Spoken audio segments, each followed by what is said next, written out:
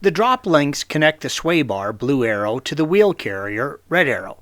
They assist in controlling body roll in the vehicle, and when they wear out, they can produce a slop in your suspension and handling. The main area of failure is the ball joint boots. Inspect these for tears and play in the joint. Begin by safely raising and supporting the vehicle on level ground. Please see our articles and videos on how to safely raise and support your vehicle for additional assistance if needed by following the link provided at the end of this video.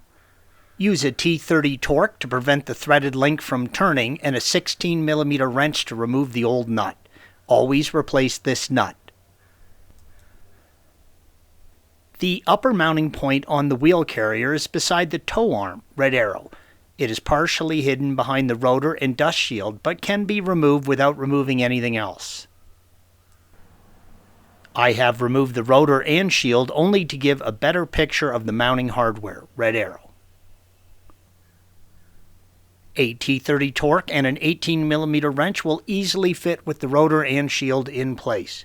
Remove the hardware and then the drop link. Installation of new factory links is the reverse of removal. Always use new collared nuts.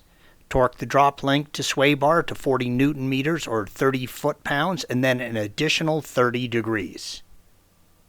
Thanks for watching. Be sure to subscribe to our channel and check out another video in this series.